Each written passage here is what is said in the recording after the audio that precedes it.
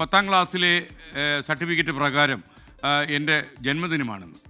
25/5/59 ഞാൻ ജനിച്ചു എന്നാണ് ഔദ്യോഗിക രേഖകൾ സാക്ഷ്യപ്പെടുന്നത്.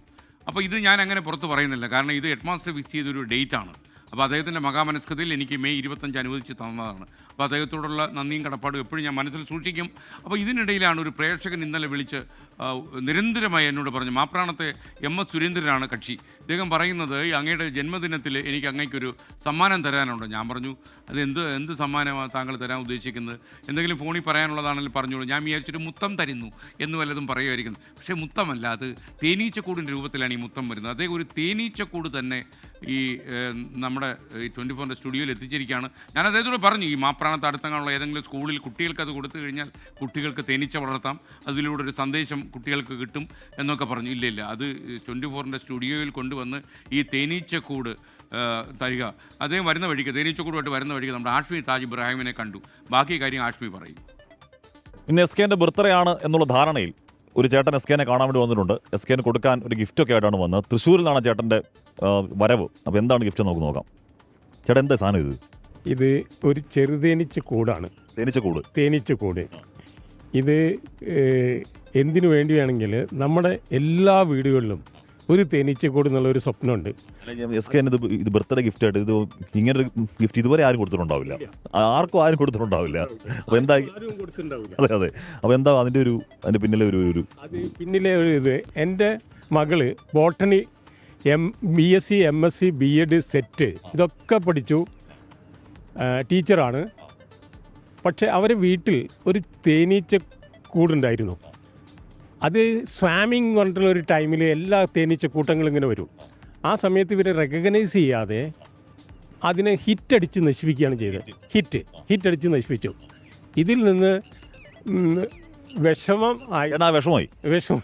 കൊണ്ടാണ് തേനീച്ചയ്ക്ക് ജീവിതം ഒഴിഞ്ഞു വെച്ചു. അതിനുശേഷം എവിടെ തേനീച്ച ഇത് കണ്ടിട്ടുണ്ടോ ഇവിടെയൊക്കെ ഞങ്ങൾ പോയിട്ട് അവർക്ക് ഹെൽപ്പ് ചെയ്ത് അതിനെ ഒരു തേനീച്ചക്കൂട് കണ്ടിട്ടുണ്ടെങ്കിൽ അതിനെങ്ങനെ ബോക്സിലേക്ക് ആക്കാം ഇതൊക്കെ കാണിച്ചു. സ്നേഹം തേനീച്ചോട് മാത്രം. ഞങ്ങൾ ഇപ്പോൾ ലെമര സ്കൂള് നാട്ടികയിൽ യൂസഫിൽ സാറിൻ്റെ ഒരു സ്കൂളുണ്ട്.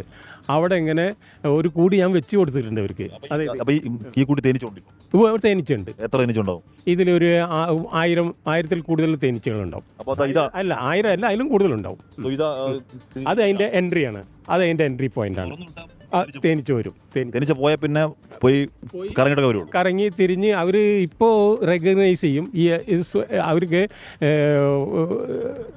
ലൊക്കേഷൻ എന്തോ മെക്കാനിസം ഉണ്ട്. അതനുസരിച്ച് അവർ വീണ്ടും ഇവിടെ തന്നെ വരും. എത്ര ദൂരം പോയാലും ഇവിടെ തന്നെ വരും. പക്ഷേ എപ്പോഴും ചേഞ്ച് ചെയ്തുകൊണ്ടിരിക്കാൻ പാടില്ല. ഒരു പ്രാവശ്യം എപ്പോഴും ഇപ്പോൾ ഇവിടുന്ന് നമ്മൾ എവിടെയാണോ വെക്കുന്നത് അവിടെ, അല്ലെങ്കിൽ തിരിച്ച് വരുമ്പോൾ അവർക്ക് ഇപ്പോൾ എല്ലാവരും ഒരിക്കില്ല. അപ്പോൾ മിസ്സിങ് ആവും. രാത്രി ആവുമ്പോഴേ കംപ്ലീറ്റ് കവറേജ് കിട്ടുള്ളൂ. അങ്ങനെയുണ്ട് ഒരു പ്രശ്നം. കുറേ സ്ഥലങ്ങളിൽ കൂടുതലുണ്ട്. കുറേ സ്ഥലങ്ങൾ വയനാട്ടിൽ എൻ്റെ മക്കൾ ഡിസ്ട്രിക്ട് ഹോസ്പിറ്റലിൽ ജോലി ചെയ്യുന്നുണ്ട്. അപ്പോൾ അവിടെ ഞാനും വൈഫും പോകാറുമ്പോൾ അവിടെ വീടിൻ്റെ തറയിലൊക്കെ ഈ തേനീച്ചക്കൂട്ടങ്ങളുണ്ട്. അതിനൊക്കെ ഞാൻ കൂടി വെച്ച് കൂട്ടിലേക്ക് ആക്കി വെച്ചിട്ടുണ്ട്. എന്ത് ചെയ്യണമെന്നാണ് ചേട്ടൻ്റെ ഒരു ആഗ്രഹം?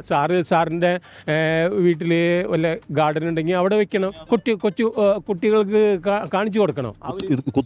ഇല്ല, കുത്തില്ല. ഈ സ്റ്റിങ്ലെസ് അതായത് ഈ ചെറുതേനീച്ചെന്ന് പറഞ്ഞ് അതിന് സ്റ്റിങ് ഇല്ല. ദാറ്റ് ഈസ് വൈ സ്റ്റിങ്ലെസ് എന്ന് പറയുന്നത്. സാധുജീവികളാണ്. അപ്പോൾ SK തൃശ്ശൂരിൽ നിന്ന്